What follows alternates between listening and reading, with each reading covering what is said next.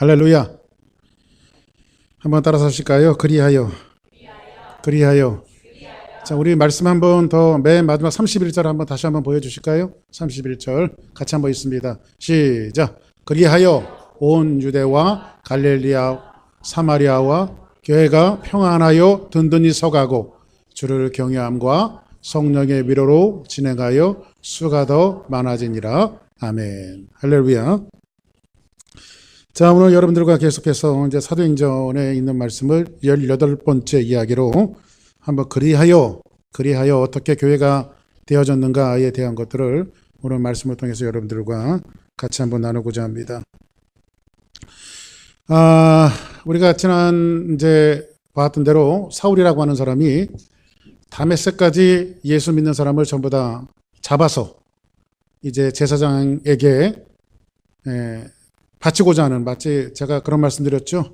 그 추노라고 하는 드라마에 나오는 추노꾼처럼, 그러니까 이 노예들을, 이 천민들을 잡아다가 이제 그 상전에게 다시 바치는 그런 이 악랄한 추노꾼처럼 이 바울이 예수 믿는 사람을 잡아서 대제사장에게 이제 데려다 주려고 이제 핍박하면서 어디까지 쫓아오냐면 예루살렘에서 그 다메섹까지는 한 250km 이상 되는 거리를 사흘길, 5일길 정도를 쫓아서 예수 믿는 사람을 쫓아다녔던 이 사울에게 극적으로 다메섹에서 예수님이 부활하신 예수님을 만나게 되는 사건을 통해서 이제 이 사울이 뒤집어지는 역사가 오늘 말씀을 통해서 벌어지고 있는 모습을 봅니다. 그래서 지난주에 그 말씀을 여러분들과 함께 드렸는데 오늘은 이제 이 사건 이후에 어떤 역사와 어떤 은혜가 일어났는가를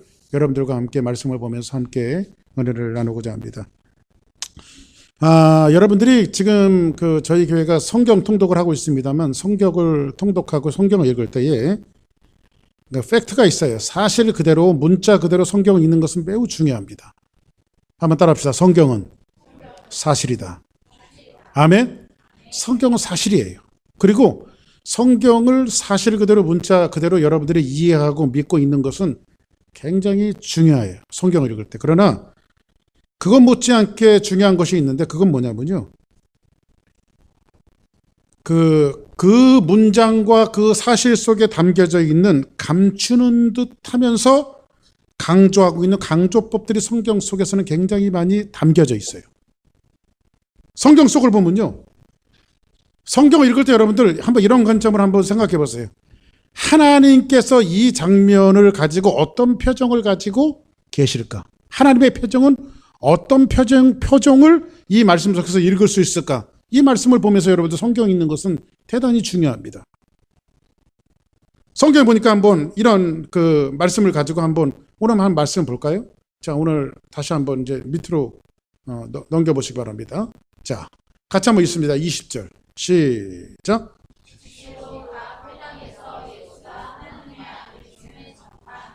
자, 지금 사울이 누굴 만났어요? 예수님을 만났어요. 어떤 예수님을 만났어요? 부활하신 예수님을 어디서 만났어요? 다메섹에서 만났어요. 주여 당신이 누굽니까? 라고 물었을 때에 성경은 뭐라고 말하냐면 나는 내가 핍박하는 예수다. 이게 참 성경 보니까요. 사울이 한꺼번에 뒤집어져요. 즉시로 각 회당에서 지금 사울이 누구를 증거하고 있어요? 예수님을 증거하고. 어제까지는 뭐였어요? 예수님을 핍박하는 사람이었어요. 250km나 되는 그 거리를 밤낮을 걸리지 않고 찾아와서 예수 믿는 사람을 잡아가고자 예수 믿는 사람을 핍박했던 사람인데 하루아침에 이 사울이 뒤집어져서 지금 뭐라고 말하냐면 어떻게 즉시로 조금 있다가요? 아니에요. 지금 예수님을 만나고 일주일도 되지 않았는데 즉시로 각 회당마다 들어가서 예수가 하나님의 아들이라고 하는 것을 증거하고 있어요. 더 나가서 여러분들 지난주에 여러분들 말씀했던 성경 한 구절이 있었죠? 한번 그 다음 구절 한번 넘겨보실까요? 자, 같이 한번 사도행전 9장 11절을 읽습니다. 시작.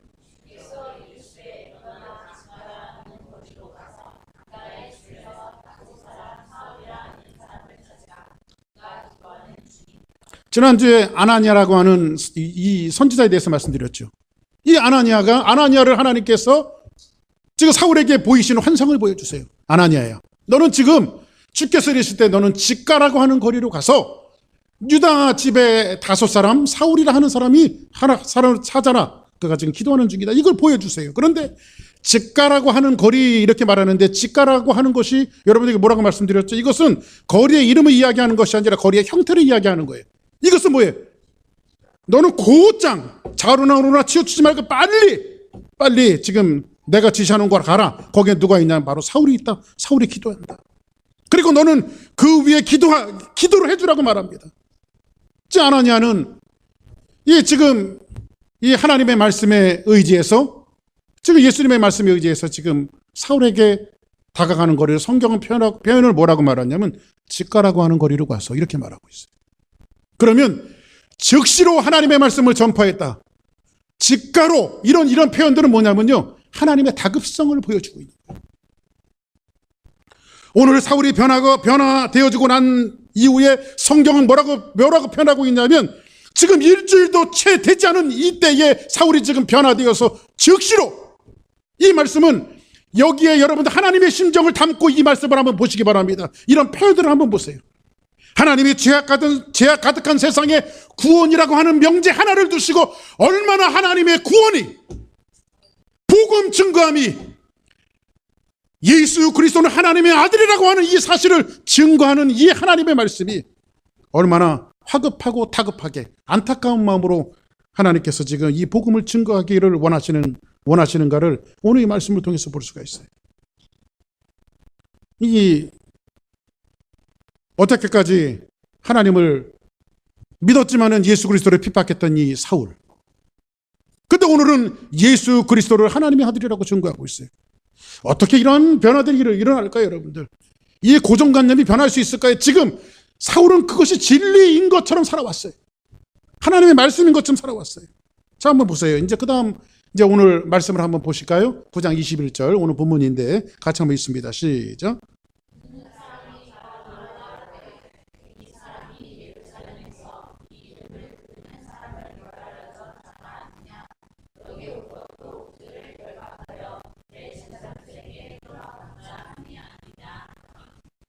오늘까지만 해도, 어저께까지만 해도 눈이 시뻘게 져갖고 예수 믿는 사람을 막 찾아다녔던 사람이 누구예요? 바로 사울이에요. 근데 누구를 만나요? 다메섹에서 예수님을 만나요. 근데 이 사람이 하루아침에 변화가 되어져요. 하루 사이에 변화가 되어져요. 누구를 만나고? 예수 그리스도를 만나고. 어떤 예수님을? 부활하신 예수 그리스도를 만나고. 근데 이 사람이 이렇게 변화되어 줄 수 있어요. 듣는 사람들이. 지금 사울이 지금 뭘 증거하고 있어요? 야, 내가 보니까 예수님은 하나님의 아들이야. 어저께까지만 해도 그 복음을 전하는 사람을 핍박하고 잡아가두려고 했던 이 사울이 예수님은 하나님의 아들이야, 이렇게 증거해요. 근데 사람들의 반응을 보세요. 듣는 사람들이 다 놀라. 하루아침에 다 놀래요. 이 사람이 예루살렘에서 이 이름을 부르는 사람을, 이 이름은 누구죠? 예수 이름을 부르는 사람들. 멸하려던 자가 아니냐? 여기 온 것은 그들을 결박하여 제사장들에게 끌고 가고자 함이 아니냐 하더라. 사람들이 이거 이상해? 어저께까지만 해도 예수 믿는 사람을 핍박했던 사람이, 잡아가고자 했던 사람이 어떻게 예수님을 증거하지? 사람들이 다 놀래요. 그러고 나서 그 다음 절 한번 볼까요? 같이 있습니다. 시작.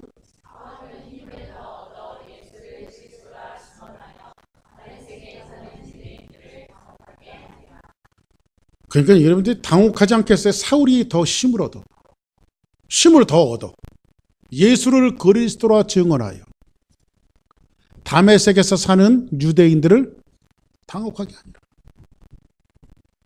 지금 유대인들, 이 유대주의자들은 뭐예요? 예수 믿는 사람을 잡아가야 되죠. 그런데 그 중에 대장격인 이 사울이 지금 왔어요. 근데 이 사람이 갑자기 하루아침에 돌연도 변하더니 누구를 증거하고 있어요? 예수님은 하나님의 아들이야. 증거하니까 이 사람들이, 어제 옛날에 개콘에서 그런 얘기가 유행어가 있었죠? 많이 당황하셨어요. 그래서 그런 말이 있었어요. 그죠? 진짜 당황한 거예요. 사람들이 당황하기 시작해요. 어떻게 이런 변화가 일어납니까, 여러분? 예수님 만나면 이런 변화가 일어날 줄 믿습니다. 할렐루야. 한번 따라하겠습니다. 하나님, 오늘도 내게 부활하신 주님을 만나는 은혜를 허락해 주옵소서. 할렐루야. 이런 놀라운 역사가 일어나야 돼요. 지금까지 사울은 이제 이 고정관념을 바꿀 수가 없었어요. 제가 오늘 아침에도 불현듯 생각나서 그런 얘기를 했습니다만, 아침에 일부 예배 때 말씀을 증거하면서 그런 얘기를 했습니다.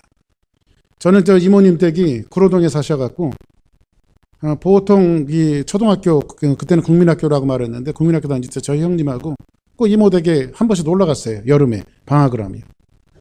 그때는 그 성남에서 촌에서 내려와갖고 성남 시내에서 차를 타고 가면 꼭 그 영등포에 내려서 영등포에서 갈아타고 구로동을 갔어요. 지금은 뭐 천당 밑에 분당이라고 해서 분당, 제가 살던 데 도시가 굉장히 좋아졌습니다만, 그때는요 아주 깡촌이었어요. 성남시 중에서도 깡촌에 속하는 곳이었어요. 그러던 제가 이제 어느 날 갑자기 서울을 나왔어요. 근데 영등포 시내에 보니까요 못 보던 광경 하나 볼 수 있었어요. 그건 뭐냐면요, 성남 시내에 나가면요 신호등이 꼭 3개예요. 빨간불, 노란불, 파란불. 그래서 저는요 성남의 울타리를 벗어나지 않았을 때는요 신호등이 꼭 3개인 줄 알았어요. 그러다 서울에 갔더니 신호등이 4개짜리가 있더라고요. 영등포에 가봤더니 4개짜리가 있어요. 빨간불, 노란불, 파란불, 그 다음에 화살표. 그래서 저한테는 시원한 체험이 되어서, 저하고 어릴 때 그 깡촌에서 같이 살았던 친구들이, 저 같은 또래들이 9명 있었어요. 그래서 이제 서울에 갔다 온 얘기를 친구들하고 다 모여갖고 했어요. 야, 내가 서울에 가보니까 신호등이 세상에 4개짜리가 있더라. 근데 이놈들이 8명이 작당이나 한 듯이 합세가 돼갖고 저를 하나를 미친놈 만들어요. 세상에는 그런 신호등이 존재하지 않는다.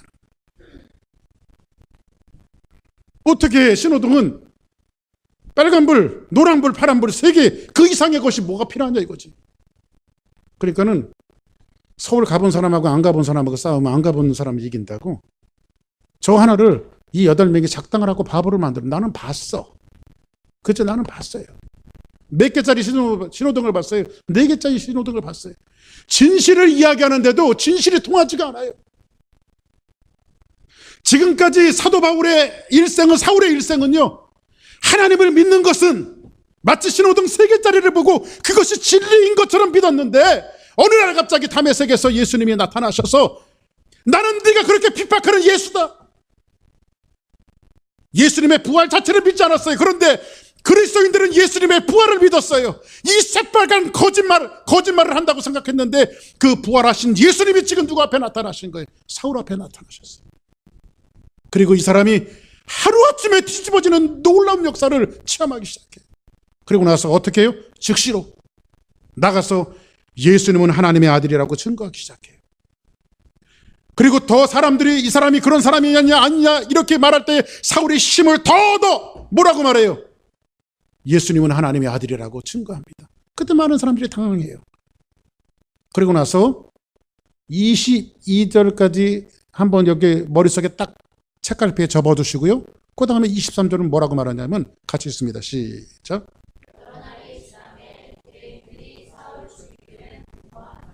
그러면 이 말씀이 사울이 그 말씀을 증거하고 사람들이 당황했는데 23절로 넘어가면서 곧장 사람들이 여러 날이 지남에 유대인들이 사울 죽이기를 공모하더니 이렇게 말하고 있어요. 그러면 여러 날이 며칠일까요?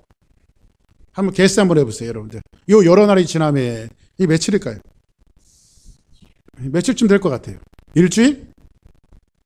3일? 예? 아니, 한 달? 지금 누가는요, 사도행전을 말하면서요, 이러한 기법을 통해서 요 22절과 23절의 갭을 감춰주고 있어요. 더 이상 기록하지는 않아요. 그러면 감추어진 그 시간들이 있어요. 여러분들 드라마 같은 거 볼 때 그런 가죠. 아역 배우들이 나와서 열심히 연기를 해요. 그리고 화면이 쫙 바뀌더니 그리고 3년 후, 10년 후 이렇게 이제 화면이 딱 바뀌면서 아역 배우들은 싹 사라지고 성인 배우들이 나와서 이 드라마나 영화 같은 것들을 보는 장면들을 우리 종종 보게 됩니다. 이 장면이 바로 그런 장면이에요. 성경은요, 우리가 성경을 읽을 때 그 사실을 그대로 보는 것도 굉장히 중요하지만요, 이 성경 속에서 감추어진 시간을 통해서 하나님이 우리에게 주시고자 하는 메시지를 읽을 줄 알아야 돼요. 성경은 그런 부분들을요, 요소 속에 감춰두고 우리에게 주시는 메시지가 있어요.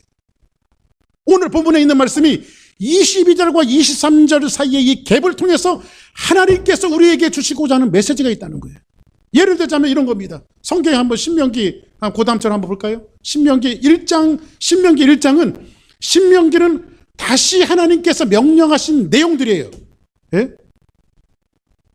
자, 그러면 여기서 보니까 신명기 1장 1절은 어떻게 시작하냐면요, 이는 모세가 요단 저쪽 수 맞은편에 아라바 광야 곧 바란과 도벨과 나반과 하세롯과 다사함 사이에서 이스라엘 무리에게 선포한 말씀이라, 이렇게 시작하죠. 하나님께서 말씀하신 거예요. 그럼 2절 한번 볼까요? 호렙산에서 세일산을 지나 가데스 바나까지 며칠 길이라? 10하루 길이라. 그러면 이 말씀이 뭐냐면요, 이스라엘 민족이 홍해 바다를 건너서 광야로 왔는데 광야를 지나서 이제는 가나안 땅 목전까지 딱 가는 데가 그 무리들이 걸어갈 수 있는 거리가 며칠 길이면 갈 수 있어요. 10하루 길이면 갈 수 있어요. 그러면 실제로 이스라엘 민족이 광야를 뚜루해서 가나안 땅에 딱 들어갈 수 있는 거리가 며칠이면 가능해요? 10하루면 가능해요. 11일이면 가능한 거리예요. 그렇죠? 이해되셨으면 아멘 하시기 바랍니다. 그런데 요 2절과 그 다음에 3절 사이에 뭐라고 말하는지 3절 한번 볼까요? 근데 성경은 40째 해 이렇게 말해요. 그럼 몇 년 흘렀어요? 2절과 3절 사이에 40년이 흘렀네요. 그리고 드라마 같은 경우 보면 40년 후 이렇게 되는 거예요. 40째 해 11째 달 그 달 첫째 날에 모세가 이스라엘 자손에게 여호와께서 그들을 위하여 자기에게 주신 명령을 다 알렸으나, 이렇게 말하는 거예요. 그러면 요 2절과 3절 사이에 40년의 갭을 두셔서 요 갭 사이에서 하나님께서 우리에게 주시고자 하는 메시지는 뭐냐면 이런 메시지예요. 너희들이 건너갈 수 있는 그 광야는 10하루길이면 건너갈 수 있었는데 너희들이 불순종한 까닭에 40년이나 걸린 이 불쌍한 인생들아, 이거를 꼬집는 거예요. 너희들이 10하루길이면 그 광야를 지나서 가나안 땅에 들어갈 수 있었는데 너희들이 그 광야에서 40년 동안 돈 그 이유는 뭔지 아느냐? 너희들이 불순종하기 때문에 40년 걸렸다. 이 말씀을 2절과 3절 사이에 이 저자는 꼬집고 있는 거예요. 사랑하는 성도 여러분, 우리의 삶 속에서요, 수많은 광야의 역경들이 있어요. 근데 하나님 앞에 순종하면 그 가나안 땅에 들어갈 수 있음에도 불구하고 때로는 우리의 불순종을 통해서 광야를 40년 동안 도는 인생들이 있단 말이에요. 그러면 다시 이 말씀을 여러분들이 한번 곱씹고 다시 오늘 본문을 돌아오기를 원해요. 22절과 23절 사이에 생략된 이 메시지는 뭐냐면 23절에 보니까 뭐라고 말하고 있죠? 그 다음 절 볼까요? 23절. 다시 한번. 23절 한번 보세요. 다시. 그 전에. 자, 다시 한번 읽습니다. 여러 날이 시작. 그러면 여기서 보니까는 영어 성경에 보니까 after many day 이렇게 돼 있어요. 여러 날이 지나면.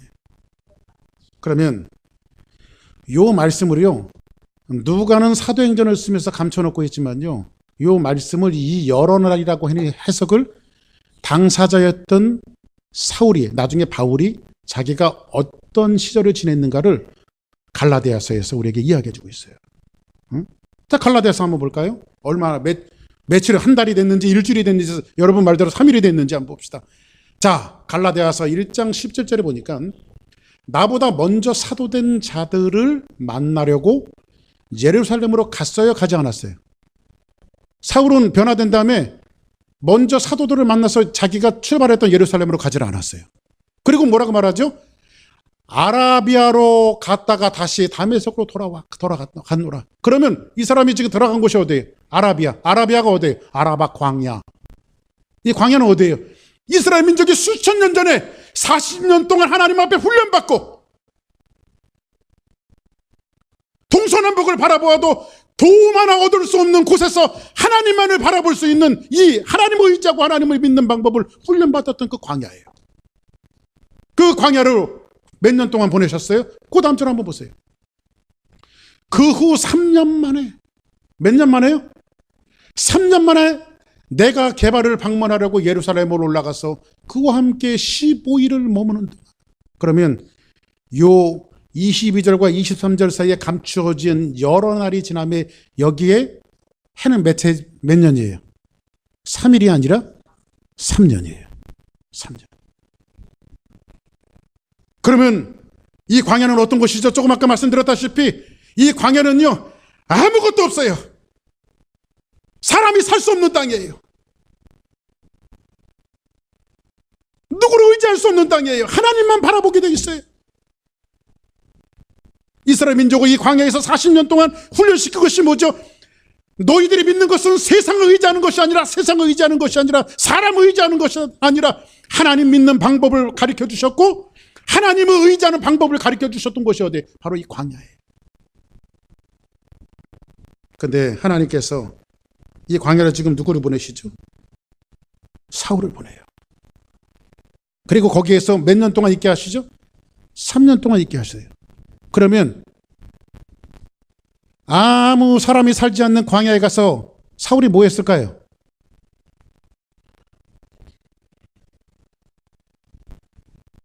먹을 것도 없고 마실 물도 없는 이 사막 땅에서 어떻게 3년을 버텼을까요? 그리고 3년 동안 그 척박한 광야에서 아라비아 광야에서 사울이 뭐 했을 것 같아요? 그거를 사울이 스스로 이야기해주고 있어요. 한번 갈라디아서 다시 한번 보세요. 그 다음, 자, 형제들아, 내가 너희에게 알게 하노니 내가 전한 복음은 사람의 뜻에 따라 된 것이 아니라, 그 이제 갈라디아서는 그 후에죠. 그런데 사울이 뭐라고 말하냐면, 이때 바울이죠. 이제 바울이 이제 하나님의 복음을 증거하는 사역을 하고 있어요. 이 사역을 증거하고 있는데, 내가 너희들에게 지금 전하는 복음이 내가 사람의 뜻에 의해서 전하는 복음이 아니다. 그러면 도대체 네가 전하는 복음은 뭔데? 뭐라고 말하고 있냐면요, 12절 보세요. 그 다음 절 보세요. 이는 내가 사람에게서 받은 것도 아니요 배운 것도 아니라 오직 예수 그리스도의 계시로 말미암던 것이니라. 이 광야 3년 동안 하나님께서, 지금 예수님께서 뭐라고 해? 부활하신 예수님께서 지금 사울을 들었다 놨다 하시더니, 너는 거기 가지 말고 광야로 가. 그게 뭔가 홀린 듯이 이 사울이 지금 광야로 갔어요. 근데 그 부활하신 예수님께서 계속해서 사울을 끌어갔습니다. 광야로 끌어가세요. 그리고 이번이 없어지는 것이 아니라 부활하신 예수님이 매일매일 그를 가르치시고 교훈하시고 하나님의 말씀을 전달하기 시작해요. 계속해서 하나님의 말씀을 주셔요. 그 하나님의 말씀을 받은 곳이 어디예요? 바로 광야예요. 그리고 사울을 통해서 뭐를 하게 하십니까? 너는 나만 봐라, 나만 의지해라, 네가 의지할 대상은 나밖에 없다. 그리고 나서 사울에게 계속 하나님의 말씀과 계시를 주시기 시작해요. 사랑하는 여러분, 때로는 우리의 인생 속에서 고달프고 어려운 광야 인생들을 지날 때가 있어요. 그런데 여러분은 그 광야와 척박한 땅에서 여러분들이 이런 고백을 하시기 바랍니다. 하나님, 내가 의지할 수 있는 이 땅에는 아무것도 없습니다. 하나님, 난 하나님만 의지합니다. 때로는 광야 생활을 지날 때 여러분들이 그런 고백을 해야 돼요. 사람을 봐도 사람에게 실망하고요, 내가 뭔가 의지했던 것에 실망을 하고요, 낙심하고 주저앉은 그 시기 때 우리가 의지할 것은 하나님 한 분밖에 없다. 지난 금요일날 말씀드렸죠. 작은 것이든 큰 것이든 우리가 하나님을 의지하는 법을 배워야 돼요. 내 뜻대로 되는 것이 이 땅에는 아무것도 없어요. 내 힘대로 되는 것이 아무것도 없어요. 때로는 내가 배운 지식을 동원해보지만요, 그 지식대로 되질 않아요. 내가 지금까지 쌓았던 물질을 가지고 쏟아붓지만 내 뜻대로 되질 않아요. 오직 하나님의 은혜로 되어져요. 할렐루야. 응? 저는요, 그 SNS 페이스북을 뭐 자주 하진 않습니다만, 어쩌다 한 번씩 해보면 그 재미난 것들이 나오잖아요. 그 로그인 해갖고 당신이 이 땅에 태어난 그 직업 중에서 가장 당신에게 어울리는 직업이 뭡니까? 그 지난 말씀드렸죠. 딱 눌렀더니 어떤 사람은 배우, 어떤 사람은 뭐 여러 가지 나오는데 저는 목사 딱 나오는 거예요. 얼마나 기분이 좋던지. 근데 이제 제가 게시는 안 했습니다만 어제도 어떤 분이 재미난 걸 올려놨어요. 근데 하나님의 은혜, 성경에 나오는 내용 중에 당신하고 가장 어울리는 내용, 그 단어가 뭐라고 생각하십니까? 그런 게 있어서 관심이 있어서 그냥 눌러보고 게시는 안 했어요. 근데 어떤 사람은 용기, 어떤 사람은 믿음, 그렇게 나오는데 저는 딱 했더니 나하고 어울리는 성경 단어 중에 너무너무 마음에 드는 단어가 저는 은혜래요. 은혜 아니면 나서지 못하네. 십자가의 능력 아니면 나서지 못하네. 은혜 아니면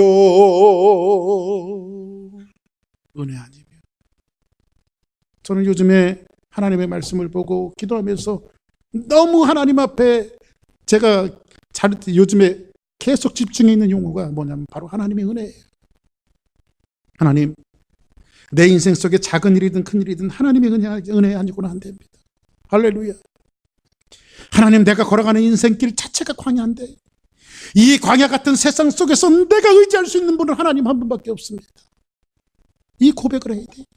사랑하는 여러분, 여러분들이 뭘 쌓았든지 여러분들이 가진 지식 의지하지 마세요. 지난주에 제가 욥기서를 말씀드렸죠. 우리가 의지하는 것이 거미줄 같대요. 그냥 빗자루 한번 쓸어버리면 쑥 없어지는 거미줄 같은 것이 우리가 의지하는 대상이에요. 그것이 뭐예요? 물질이며 자녀며 지식이며 우리가 생각하는 세상에 가치를 두는 것들이에요. 근데 하나님이 걷어버리시면 그것이 아무것도 아니에요. 근데 우리가 의지하는 것은 뭐예요? 하나님 한 분만 의지하는 거예요. 할렐루야. 지금 사울은 3년이라는 세월 속에서 이 사울이 사도라고 증거해주고 있는 것은 뭐냐면 사도는 이런 거예요. 하나님 앞에 부름을 받아서 예수님 앞에 부름을 받아서 예수님에게 가르침을 받은 자. 근데 12사도들은 분명히 증거가 되죠. 근데 사울은요, 광야에서 예수 그리스도께서 단독 트레이닝을 하셨어요. 이렇게 3년 동안. 아멘. 3년 동안. 거기에서 사울이 배웠던 것은 인간이 무엇이며 죄가 무엇이며 사람의 이성이 무엇이며 사람의 지성이 무엇이며 사람의 감성이 무엇이며 사람이 의지하는 것은 유한할 수밖에 없다. 내가 의지할 수 있는 것은 하나님 한 분밖에 없구나. 이거를 깨닫기 시작했어요. 자기의 모든 티올로지가 다 무너지고요. 하나님의 은혜에 귀한 되어지는 놀라운 축복의 역사가 있어요. 더 나아가서 정말로 미래가 촉망되어지는 바리새인 중에 바리새인이었고요. 유대인 중에 유대인이었어요. 근데 그가 이 청년이 어느 날 갑자기 하나님 앞에 부름을 받고 예수 그리스도의 부름을 받고 하나님의 사람이 되어지고 하나님의 복음을 증거하는 사람이 되어져요. 사랑하는 성도 여러분, 하나님 앞에 우뚝 쓰임을 받았던 사람들을 보면요, 혹독한 밤을 지나는 사람들이 다 대부분 있었어요. 성경의 모든 인물들이 혹독한 밤을 지났던 사람들이에요. 아브라함도 그러했으며 야곱도 그러했으며 모세도 그러했으며 다니엘도 그러했으며 성경의 많은 사람들이 혹독한 밤을 지나는 사람이었어요. 어느 날 갑자기 그 자리에 가기까지 언젠가 갑자기 주님을 만나든지 예수님을 만나든지 성령님을 만나든지 깨지고 터지고 자빠지고 이 세상에 관한 의지가 없다고 확정될 때 사람들은 어떻게 하죠? 아 뜨거워! 아 뜨거워! 하면서 주님 앞에 오는 거예요. 근데 갈 데가 없는 우리 인생들 가운데서도요, 남루하고 초라한 우리 인생들을 두 팔을 벌리시고 맞아주시는 분이 누구죠? 바로 주님이십니다. 헨리 나우엔이 쓴 책 중에 이런 책이 있어요. 춤추시는 하나님이라는 책이 있어요. 춤추시는 하나님. 거기에 보면 이런 내용이 있습니다. 하나님의 춤은요, 우주적인 춤인데 혼자 춤을 추시는 것이 아니라요, 하나님의 춤은 세상에서 실패하고 낭망하고 주님 앞에 돌아오는 사람들을 붙들고 함께 추는 왈츠라고 이야기했어요. 하나님은 돌아오는 사람들과 함께 그 손을 붙들고 함께 추시는 춤을 추고 있는 거예요. 그 기쁨을 감추지 못하고. 오늘 3년이라는 고통의 세월을 통해서 이 사울을 준비시켰기 때문에 하나님은 사도행전이라고 하는 위대한 역사를 다시 쓸 수 있었던 거예요. 이제 말씀을 정리하면서 한번 보겠습니다. 다음 한번 성경 구절 볼까요? 자, 9장 31절을 같이 있습니다. 시작.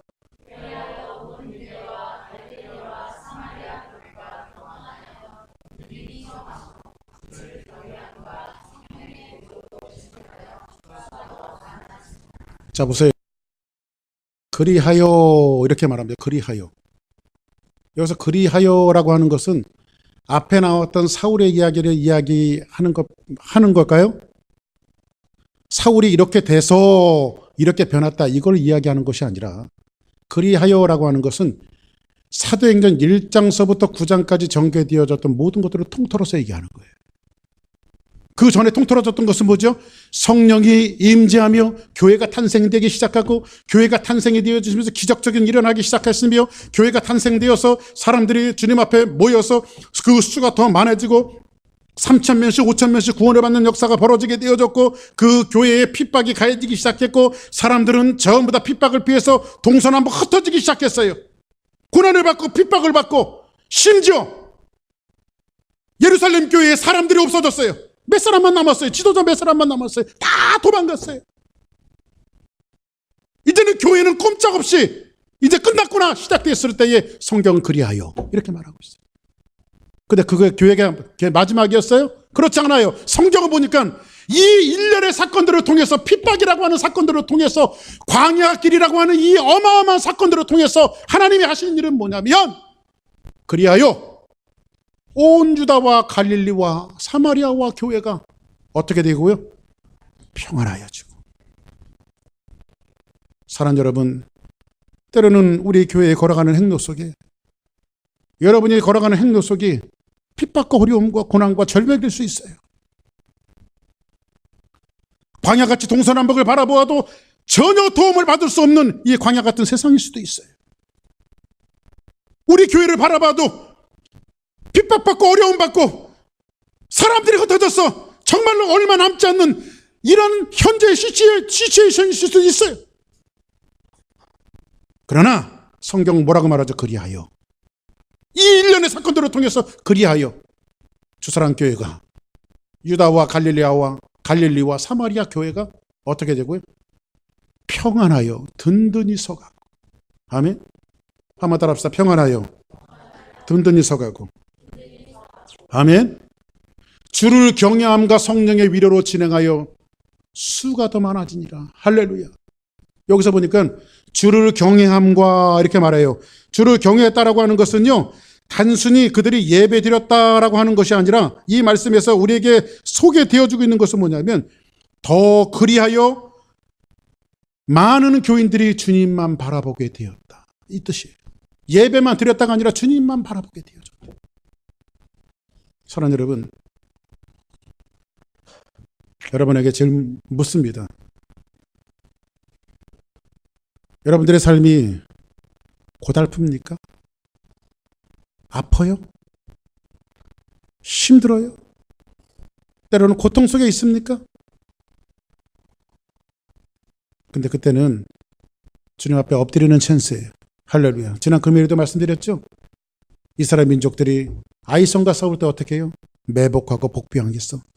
티끌을 뒤집어 쓰고 복병에서 땅에 얼굴을 묻고 숨을 죽인 채 한밤을 보내는 그 이스라엘 민족의 엎드린 이 광야는 여러분들에게 엎드리는 찬스를 드리는 거예요.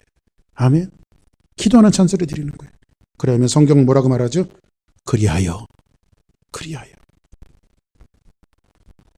교회가 더욱더 평안해지고 든든히 서가고 하나님만 의지하는, 정말 하나님만 의지하는 사람들이 넘쳐나야 돼.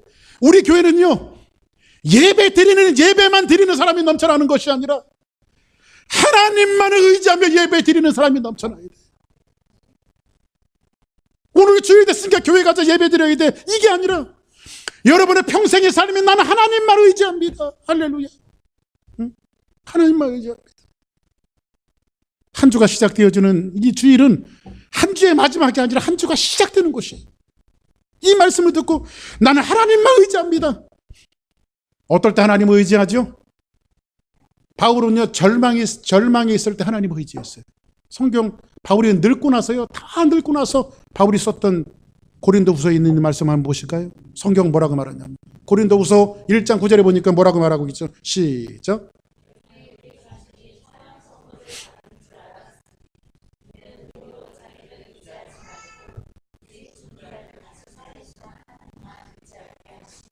지금 바울은 뭐라고 말하냐면요, 우리는 우리 자신이 뭔 선고를 받았어요? 사형 선고를 받은 줄 알았으니 이제는 죽을 날을 받아두고 있어요. 아무 소망이 없어요. 희망이 없어요. 아, 이제 죽었구나. 이제 꼼짝없이 죽는구나.